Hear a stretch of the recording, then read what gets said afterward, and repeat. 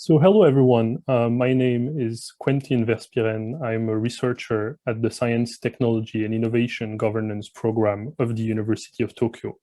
And I have been helping the EMER-GEN team to organize the whole event, and in particular, this panel that I helped organize on behalf of the Space Generation Advisory Council.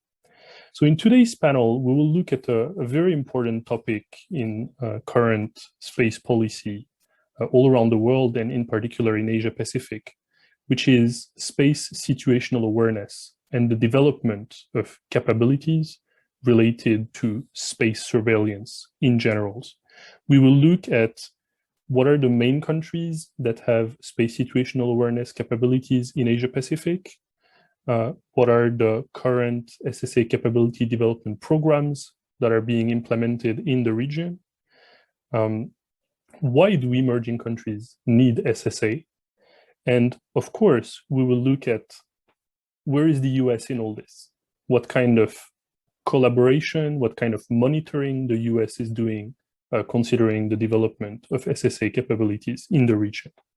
And to investigate this very important topic and very relevant to EMER-GEN and AMOS, we have today three exceptional panelists.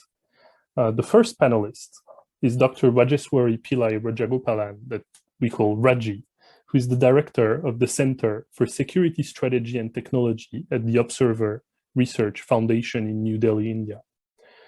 Raji was the technical advisor of the United Nations Group of Government Experts, GGE, on the prevention of arms race in outer space, PAROS, in 2018 and 19. She was also a non-resident Indo-Pacific Fellow at the Perth US-Asia Center in 2020 and serves as Senior Asia Defense Writer for The Diplomat, where she writes a weekly column on Asia-Pacific issues. And before joining the Observer Research Foundation, she served for 5 years as an assistant director at the National Security Council Secretariat of the Government of India. And Raji has authored many books on nuclear security, space security, and Asian security studies in general that I encourage you to check and read. Thank you, Raji, for being here with us today. Our second panelist is Mr. Wasanchai Vongsantivanich, who is the head of Strategic and Operations Aerospace Research Center at the Geoinformatics and Space Technology Development Agency, GISTDA, of Thailand. He has initiated and is currently in charge of several national and international space projects, mainly on space operations and space applications. And he's also very actively working and participating in the Thailand Airspace Policy Committee, as well as the recently created National SSA STM Policy Committee. And this is this expertise that Wasanchai will share with us today. He graduated from Kasetsart University with a Bachelor of Engineering in Aerospace Engineering and a Master degree in Aerospace Mechanics and Avionics from ISAE Super-Aero in France, in Toulouse. And last but not least, our third panelist is Dr. Ryan Gulieta, who is a Foreign Service Officer at the Office of Space Affairs at the US Department of State, where he covers a range of topics, including space traffic management, space situational awareness, engagement with the UN Committee on the Peaceful Uses of Outer Space, UN COPUOS, and planetary protection. He previously worked at the National Institute of Health and received his PhD in neuroscience at the University of California, Los Angeles. So first of all, thank you to all of you for attending this panel. I'm sure the discussion will be really wonderful. I've heard all of you in previous panel. We know each other. I'm really excited to be moderating. It's an honor to be moderating this panel with you.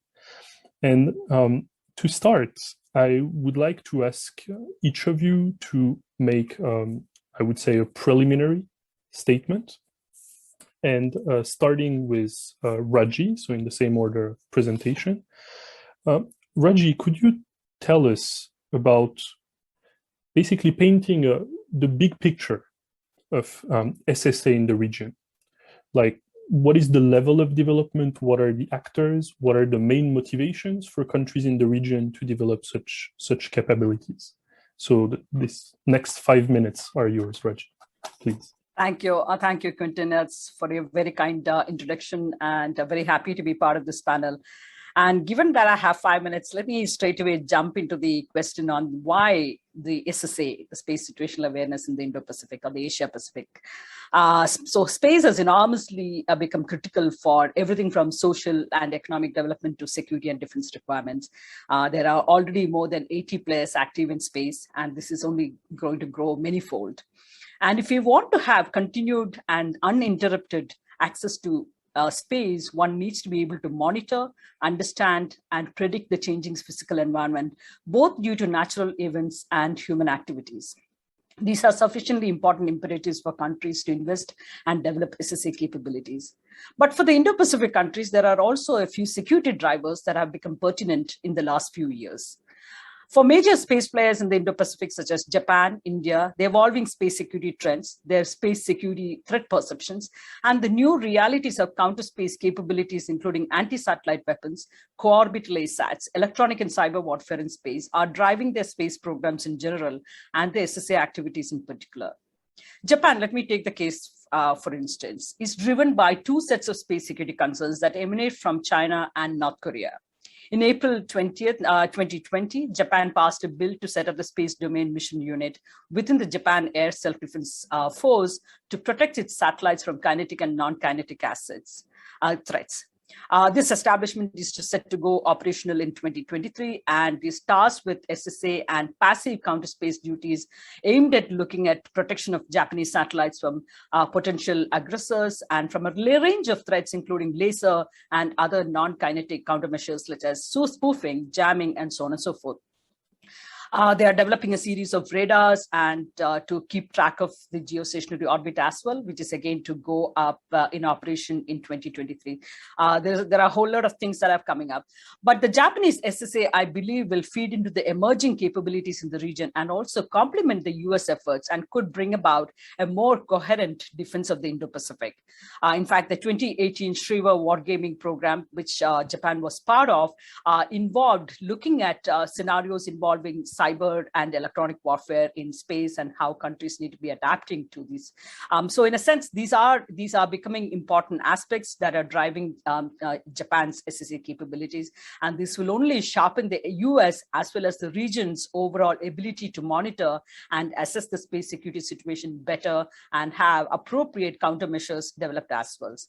India, on the other hand, it's been in the business of space for quite some time, for a few decades now, but it did not have a specific SSA program for a long time until very recently. It used to have something called a telemetry tracking and command network, ISTRAC, but it followed up with in 2019 with the Space Situational Awareness Center within the ISRO, the Indian Space Research Organization headquarters in Bangalore. But again, STRAC had very limited inputs from its own assets and mostly worked on getting inputs from the US side to keep monitoring active and passive satellites in the orbit.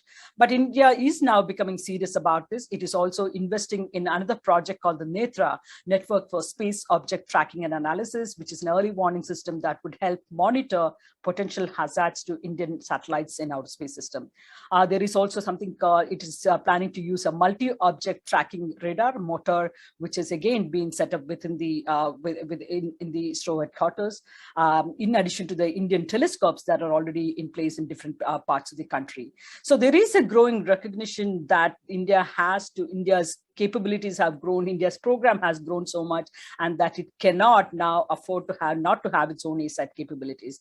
But what India has at this stage is fairly limited. It has to expand through a combination of dedicated ground-based and space-based sensors, but also India needs to step up in terms of harnessing the capabilities from amateur astronomer community in India for catalog building. Similarly, formal data sharing agreements with countries like US, Japan, France. I think these are measures that India would be taking. Another country that struck to me was South Korea, despite the fact that Korea is a relatively new player in a new space player. It's been undertaking some important activities in the areas of SSA. the National Space Situational Awareness Organization is responsible for safeguarding Korea's space assets and ensuring the safety of Korean satellites from re-entry and collision of space objects, those kind of functions.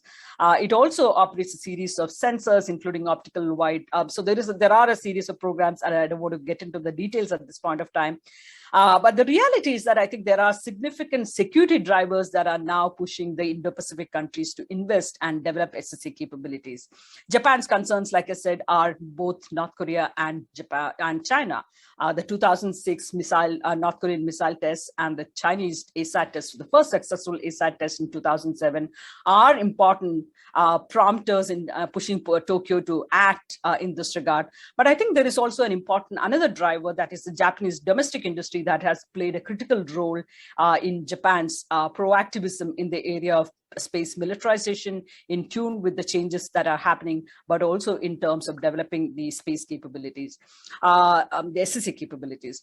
Like Japan, South Korea too is focused about the growing missile and counter space capabilities like cyber and electronic warfare in the region, particularly from North Korea. The geographical proximity for both these nations to North Korea is an important context that cannot be missed. For India, the rationale primarily comes from the kind of developments that have been developed that we see in China in terms of the military space program under the PLA leadership and the kind of counter space capabilities that China has been developing in recent times. And these have become sufficiently strong for India not to ignore any more of these kind of developments.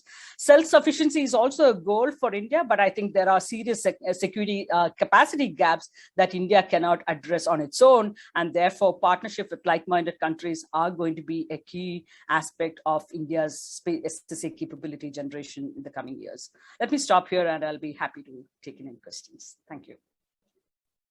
Thank you very much, Raji, for this overview. And you perfectly demonstrated that indeed SSA capabilities are growing in the region. And I think it was really interesting to see this example of Japan, India, the Republic of Korea, that of course are all afraid of one single, primarily one single country that we will of course address during the question and answer time. And it provides a perfect complementarity with our second speaker, Wasanchai, because so Raji mentioned Japan, India, the Republic of Korea, but what about other emerging space countries in the region, typically ASEAN countries? So Wasanchai, could you tell us from your perspective of from Thailand, and Thailand is a country that has expressed its desire to develop SSA capabilities. So the 5 minutes are yours now. Sure. Thank you very much, and it's an honor for me to be a part of this panel. Thank you for the invitation. So to point this out, actually, it's quite simple. If you, because Raji just mentioned about the SSA capability, and if we look into that carefully these days, we can see that it's quite easy for everyone to have that SSA capability, you know, right? These days with, you know, like few $1,000 US telescope system with tracking, you can see the sky, see the satellite, and do the observation by yourself, looking to like try to track the satellite, right? And this really happened to Thailand. I remember it was like 5 years ago. It was not even me. It was a grad student. She was, at that time, she was not a bachelor degree student. She got a telescope and she tried to observe the geo belt from her backyard, something like that. And what she found is like this is just a student, right? And what she found is she used NORAD TLE to check the geo, right? And she sees more than what is cataloged. So like some uncatalogued items can be observed by, you know, like just anyone that got the telescope. So first thing is like, you know, the SSA is now approachable for everyone. And the second thing, the reason why, like, you know, emerging countries like Thailand in ASEAN, we start to have interest and even have a national SSA and STM committee to deal with this. Like we focus on this. There are two reasons. I think for emerging space countries, first thing, like most of the drive for space activities come from the private sector. Let's say that for Thailand, of course, for government, we are quite new. We could say that we we are, just having the capability to build spacecraft, those kind of things. But for the private sector, we have already a big company like in Thailand. They launched already 8 satellites in geo belt, and the thing is, the private sector works so fast, and the government has no way yet to regulate and to understand this kind of thing, because I used to say, like, when they say they want to launch something in space, you don't have, if you don't have a way to check it, it's really they really put something there, they launch it there, or they just buy someone else's satellite and put in the orbital slot of Thailand, something like that. Get Thailand orbital concession slot and move the satellite from other countries there. So for the government, it's quite interesting for the government themselves to have this kind of capability to cross-check what the private sector is doing. And another interesting thing that makes this really happen is the awareness of the Thai people in the country of how important of space situation awareness. What happened 3 or 4 years ago, as you can see, there are a lot of launch happening everywhere around the world, especially from the eastern side. Chinese has a lot of launch as well, and coincidentally, people find some debris from the launch re-entry in their backyard and the temple, those kind of thing. And first they got like quite what to say, quite, they don't know what it is. So the government helped to find out, and at the end we found that it is from the launch from the north of Thailand, which is China. And normally we check normally from the IADC guidelines, like normally we should not launch through the populated area, but this really happened. So after that, the government aware of this, and we have to find a way, at least to help people understand and not to make this happen again. So this is maybe just 2 simple reasons that is obligatory these days, that every country should have the capability for SSA and STM, and we should think about this carefully, because the world move forward and space is a part of our everyday life, and that's why, and it's not difficult to do. So I think that's all that I could say in 5 minutes. Thank you very much, Wasanchai, and that's true that it's really what you just mentioned, this re-entry from Chinese rocket bodies just a few minutes after the launch. So it's quite impressive, and I encourage people in the audience to check on the internet. There are articles about that, and you have big parts of rockets that are falling over schools or temples in Thailand, Vietnam, Laos. So basically for all the polar launches from China towards the south. And the same happens at the north of the Philippines for the equatorial launches of China. And it's pretty terrifying for the local population. So thank you for mentioning this. And so now let's move to our third speaker. Ryan, so representing here the US government and the Department of State. So Ryan, could you basically tell us about the question that I was asking at the beginning? What about the US in all this? How the US is perceiving these efforts in the region, both in terms of potential risk, opportunities for collaboration. So yes, please, the next 5 minutes are yours. Sure. Thanks very much. And I just want to start by saying I'm really happy to be here with my other co-panelists and talk about this important issue. And I'm going to keep my opening remarks relatively brief, so we have a bit more time for discussion at the end of this. But yeah, as everyone has commented on so far, the rapid explosive growth of both government and private sector development of SSA capabilities and space capabilities in general is really just astounding. As the barriers of entry decrease and costs go down, you're only going to see an increase in this, and that's exactly what we're seeing, right now. And the United States has traditionally invested in SSA infrastructure for many years. It affords all the benefits that everyone has just mentioned in terms of tracking satellites, avoiding collisions, and even depending on how you define SSA, monitoring space weather and things like that too.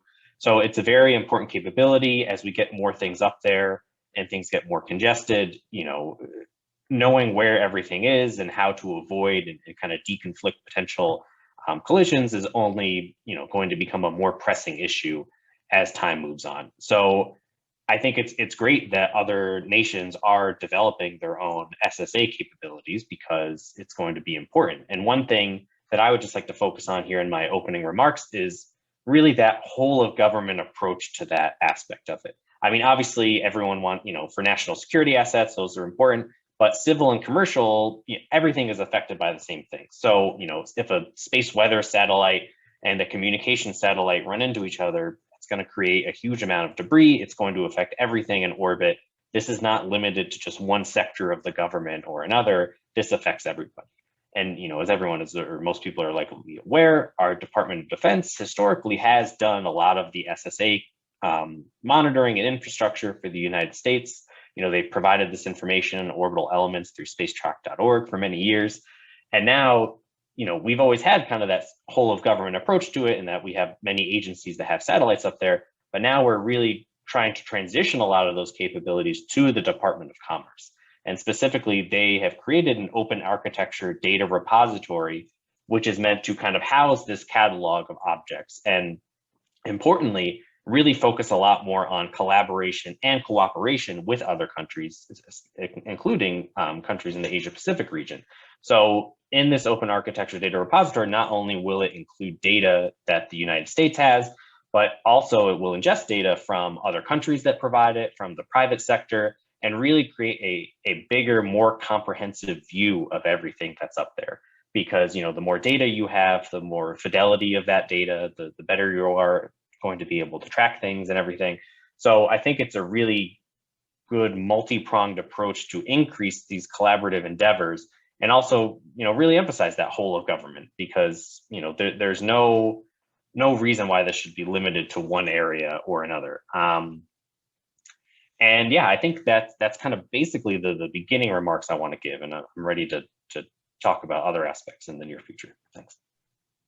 Thanks a lot, Ryan. And I think that's a very, very important point you raised, because I think traditionally when we thought about collaboration or cooperation regarding SSA, we're thinking DoD with another country. So really pure government to government. But now there's such a variety of actors involved in this that there is probably, even surely, I would say, a kind of mutation in how this SSA collaboration between the US and among Asian countries could happen. So definitely, I really want to come back to it a bit later in the Q&A, in the discussion part. So going back to Raji, and I will ask the question to Raji, but of course everyone can chip in and answer. So as I mentioned after your presentation, one country always comes to mind, which is China. And China is the motivation for many countries to develop SSA. However, I felt that when all of you presented what some countries are doing, it's like India is doing this, Japan is doing this, South Korea, Thailand, and other countries. Your, I wouldn't say fear, but your worries are coming from the same source. To what extent is the collaboration on that? It's a kind of simplified version of the enemy of my enemy is my friend. So what about here? What are the existing, or at least the planned collaborations with regards to this? And I'm thinking about that because if you look at the case of Europe, NATO has been starting to work on some SSA related issues. What about, I would say, the equivalent in the region, things like the Quad? Are these discussions happening at Quad level?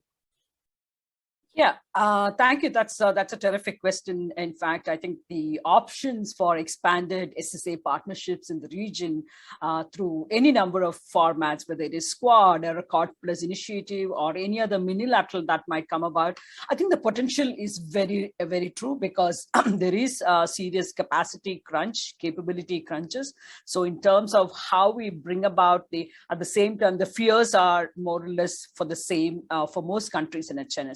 China remains a constant kind of a factor for many countries as to why they are investing in these kind of capabilities. And when I look at that, I think, for instance, the Japanese and Korean efforts, we can, in SSA, can easily feed into and prove beneficial for two countries, of course, both the countries, but also I think the allies and partners in the region, including the US, India, and even in building a larger partnership, including France for sure. France has been one of the steady partners for a number of countries in this part of the world, and it has a stake in the Indo-Pacific security and strategy, not just in space, but even broader security. So I think France fits in as another important partner. So there itself, you have a Quad Plus initiative that is likely to shape up in a sense. And I think there are several other advantages in a sense, geographical or political kind of advantages, because this could involve providing access to critical geographic locations for basing sensors or political insights and so on and so forth with specific countries and so on and so forth. Australia, for instance, comes with already enjoys significant advantages in this regard. Its geographical location, the Southern Hemisphere, is a very important aspect when you look at US's efforts also to expand into the US has the largest network, but its coverage of the Southern Hemisphere has been pretty weak. So in a sense, collaborating with countries like Australia, Japan, South Korea, and others, and of course, India also is beginning. India has been a hesitant country generally, but I think traditionally a fence-sitter, but increasingly finding utility in working with other like-minded partners. And the US, Japan, Australia, the Quad is a perfect fit, but bringing countries like France into the mix, I think there's a huge potential, and I would not put past in terms of emergence of a Quad space network or something of that kind. And ISRO has also kind of made it recently statements to suggest that its own efforts with regard to SSA through projects like Netra, for instance, will be linked up with the global efforts as well as the regional efforts in tracking, issuing warnings about collisions and so on and so forth. So I think there is a huge potential, and I think this is something that we will see, because the kind of threats and challenges that bring these countries together in the first place, it's not going to go away. In fact, the threats have only become a lot more intensified over the last couple of years, in particular for all of the Indo-Pacific countries you're looking at. So I think there is a huge potential. And I think there is also the potential for Japan and India, for instance, becoming possible regional hub in a sense for sharing of the SSA information with a larger number of countries. So can these countries together work in terms of, but in terms of the point that you raised earlier about the regional kind of cooperation, region has two organizations, APSCO under the Chinese leadership and the APRSF under the Japanese leadership. That speaks to you how divisive the region is in a sense. So at the same time, there is one constant factor that is bringing at least the major spacefaring powers together to build certain collaborative and cooperative mechanisms. And I think I do see the potential of a Quad Plus kind of an initiative that could take shape in the future. Thank you very much. And that's a really fair point to mention that, yes, there are already kind of two blocks of space partnerships. The thing is, I'm not a panelist, I'm not supposed to give my opinion too much, but that the two blocks operate in a very different ways. Yeah. In the sense that if you look at what APSCO is doing, they have a network that is a kind of SSA network with Aposos. However, on the other hand, APRSAF is a fairly civil kind of structure, mostly led by the Japanese Ministry of Education and JAXA. So they don't really involve in all security related things. So that's why I think the Quad that you mentioned is probably a more likely avenue for that. Before moving on to View, I just want to ask a very quick question to Ryan, because Raji mentioned that one benefit for the US would be the possibility to place or at least use data from sensors in an area where the US is supposed to have lower coverage. At least that's what we read in the press or in the academic literature. Do you have any comment about that? Sure. I mean, honestly, you took the words right out of my mouth, and that Raji highlighted that, yeah, no network is going to be 100% perfect. And there are always going to be areas where, you know, there's weaker knowledge of what's going on. So I think that really emphasizes the need for these kind of agreements and this kind of cooperation. You know, we've been trying to work with ASEAN nations more. and, bring these issues up in multilateral forums. And, only through this kind of concerted effort for various nations to work together and kind of share this data with one another are we really going to get a complete picture of things. I mean, especially when you're trying to get an image of the situation going on where certain actors are not necessarily behaving in the way that is useful for everybody. So I think that, it is very useful to have these kind of cooperation and collaborations. So I really have wonderful panelists making the transitions for me. So Ryan just mentioned the ASEAN. Wasanchai, what is your view on the potential collaboration on SSA in ASEAN? So there are structures officially that exist in ASEAN, such as the subcommittee on space technology and applications. Could you imagine SSA as one of the topics of discussion at ASEAN level for a cooperation? Yep. Okay. Of course, I think these days it's very obvious that space is the soft power that the big country plays with emerging countries, especially in ASEAN, where we are the group of emerging countries in every way, right? So we got a lot of soft powers from both sides, from allies and from China. Actually, for Thailand, we are I normally say like Casablanca of space because we got approach from US, a lot of initiatives from Japan as well as China. Thailand is a country with that one part of the government is talk to APSCO. Already at some part I can tell a bit about APOSOS as well because Thailand at some level part of APOSOS, and we work very close with US in terms of the government and our Ministry of Defense, something like that. So I would say like if we look into the benefits and the needs and the use of SSA and STM, I think the group that shows the most obvious framework that we can work on is of course US, because for the ally side it's very clear and it's quite transparent in terms of data and the utilization of the data, and of course the warning for satellite operations, those kind of things.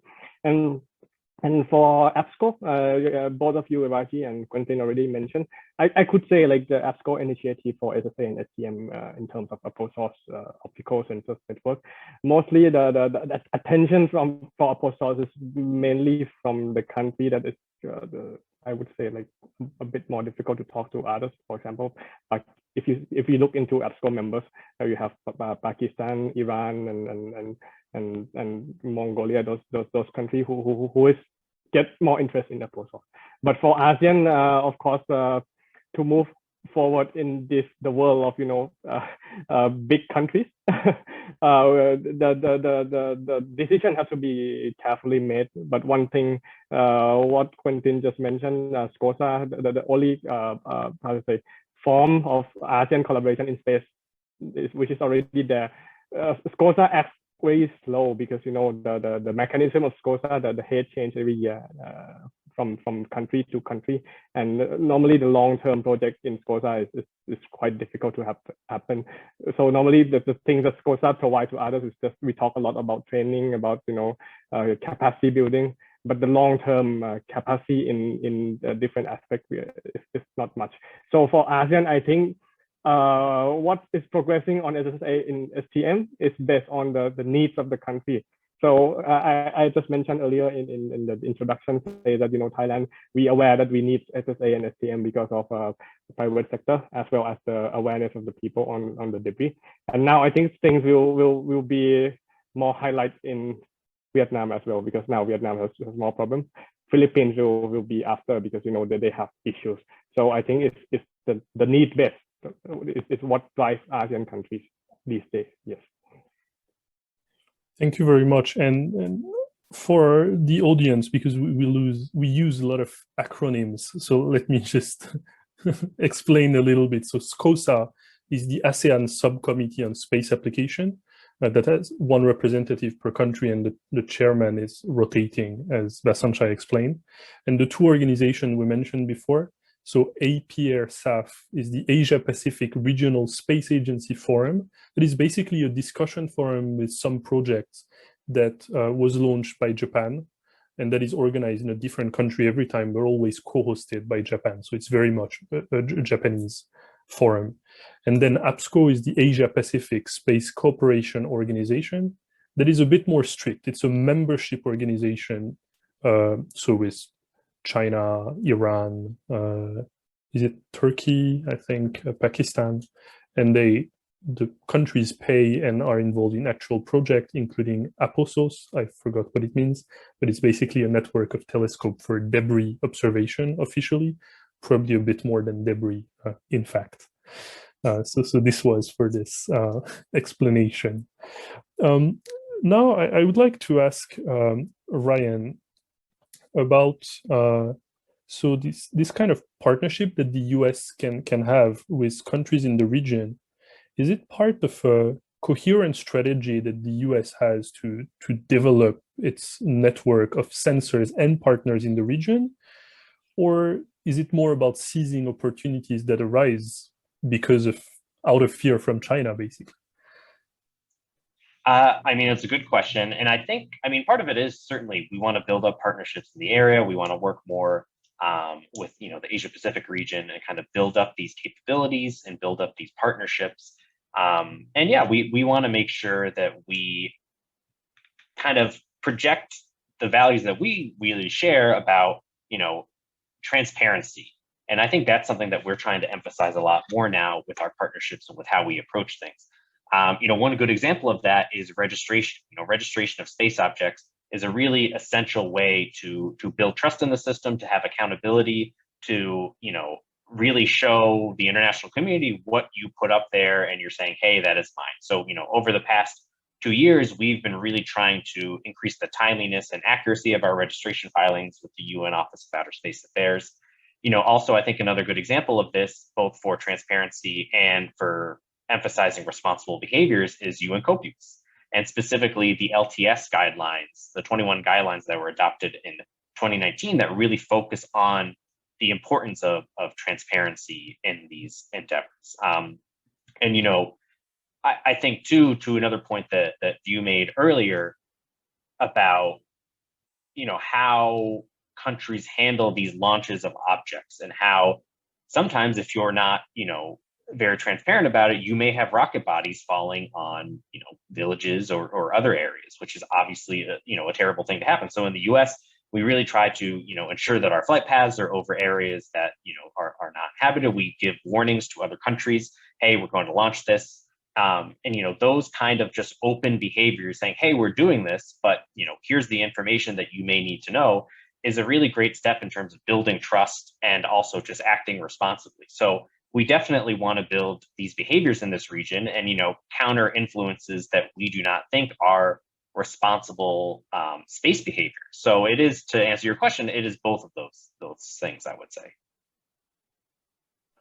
Thank you very much. And so for the roughly 8 minutes that we have left on this panel, it was so good I didn't see the time pass. Thank you for that.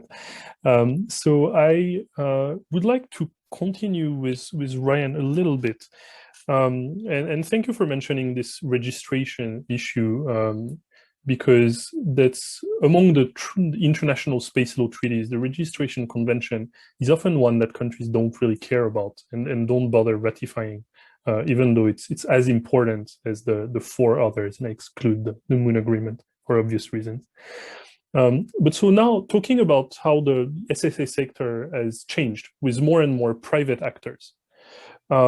So many participants in EMER-GEN, and so listening to us right now, are a young professional working for the American aerospace industry.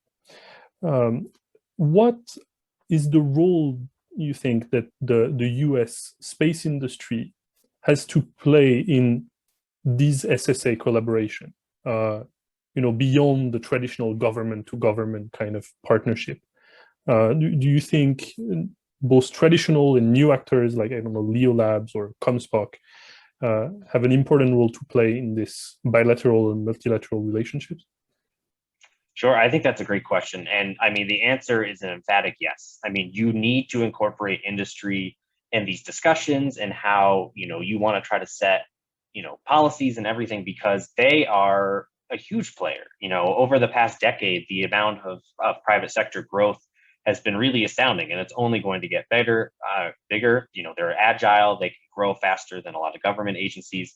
So if you don't give them a voice at the table, then you're not going to be able to really encapsulate what they need to grow and to function properly. And also, we talk a lot about responsible behaviors, and if such a big player in this is the private sector, you need to talk to them about that as well. You mentioned registration, which is, as you mentioned, a very important factor, and something that I have found recently is that you have so many now multi-nation launches. You could have a satellite bus built in India and then launched out of Russia and operated by a US space operator and all these other things. And it can be very difficult to determine who should register that object, who is going to be responsible for the authorization and continuing supervision of that object, as per the various outer space treaties.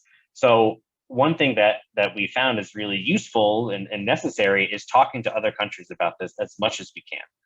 We have some really great relationships. There's an American company, Rocket Lab, that launches out of New Zealand. So we work with New Zealand quite a bit about, okay, Rocket Lab has launched this payload from New Zealand's territory. Let's discuss who would be most appropriate to register this object. So it's kind of the symbiotic relationship between the private sector being involved in these discussions and understanding the importance of them needing to act responsibly, and governments being willing to listen. Even during COPUOS engagement, it's important to have the private sector feed into, say, the LTS guidelines. Like, what do they view as an important step, and what is important to consider, and what may not be as important. So I think to leave them out would be a big mistake. And I think that's something that we're trying to emphasize a lot more these days, is really the need for the private sector to have a voice here. Thank you very much. I see that Raji wants to react to that. And I was going to give you the floor anyway, because we often have this image of India as a space sector dominated by the government, with ISRO sitting at the top, really powerful. And so what is the involvement of the private sector in this SSA development in India, and other comments you would like to make about what Ryan said? Yeah, thank you. Because I was very happy to hear Ryan bring out the registration convention, because I think that's a important piece of legislation. So you talked about new countries, bringing in new countries into the fold in a sense. But I have a bigger problem about even countries who are actually signatories, but who do not provide fuller information. So fuller compliance and implementation of the treaties that they are part of, I think that's the first important measure to strengthen the confidence and trust among the space players, because trust has become the biggest hurdle, biggest impediment in terms of developing new rules of the road and so on and so forth. So whether it is SSA or about space security or on any issue, that's become an important aspect. So I think registration convention, a fuller implementation, compliance by countries to providing every information, detailed information on their and launches, I think that's extremely important if we have to be able to build in greater confidence in each other in a sense. So that's an important step. On the private sector in India, as well as a larger thing, I just wanted to button there. I think there has been some sort of a hesitancy among the Asian countries in providing a larger space for private sector in space governance and so on and so forth, space security discussions, even the COPUOS discussions. And the hesitancy primarily comes from the fact that private sector has remained primarily a Western phenomena. Not so many countries in Asia have private sector participation. So countries like China or India would believe that if giving a larger role, a larger space to the private sector would mean that Western countries would naturally tend to have an advantage in having their perspectives heard loud and clear. And so that it's the hesitancy among the Asian countries comes from this background in a sense. But this is changing. This is changing slowly, whether it is countries like China for instance, have embraced the role of private sector, including new space startups and so on and so forth, and given them a large amount of incentives, financial and other incentives for them to take a larger role in China's space program. In the case of India, to the question that you asked, it's been a very slow process. there is a greater recognition that ISRO cannot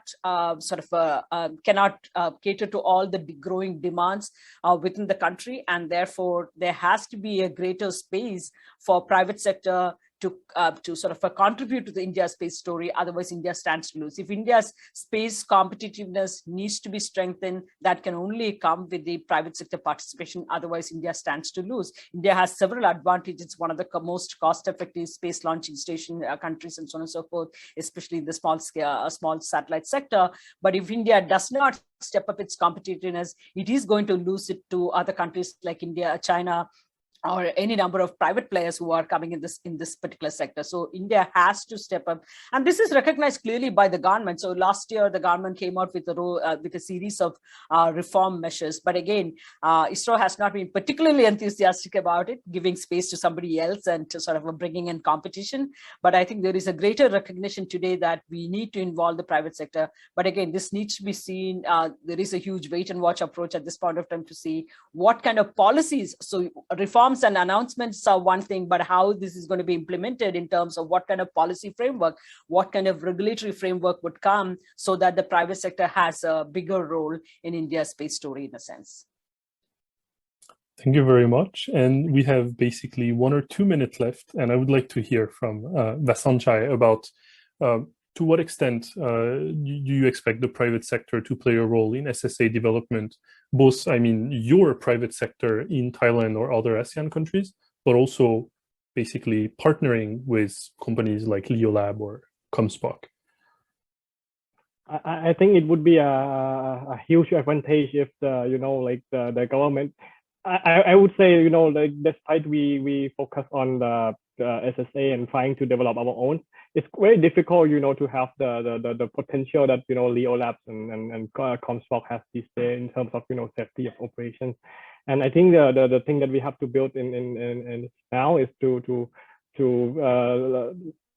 I would say educate, the decision maker in terms of, how important of SSA and what really is the level of capacity of SSA that they really need, not only with the government, but as well as the space operators in the emerging countries. Of course, these space operators have they operate big satellite, geo satellite, and they have to know that, there are options, and as well as, for the defense, they have to know that there are already examples in many countries, like, New Zealand, the SSA SCM capabilities is based on, the Leolabs, I guess, like this is a private sector, and the country can use that as well, instead of spending a lot in terms of developing their own, something like that. Thank you very much. And unfortunately, we are reaching the end of this panel. I hope the audience will enjoy it. I personally enjoyed it a lot. So I would like to really thank you very much, all of you, all the 3 panelists, for this great panel. And I hope we can do it again next year at EMER-GEN and in person, so we can be in Maui and really enjoy. So yeah, thank you, and see you all very soon.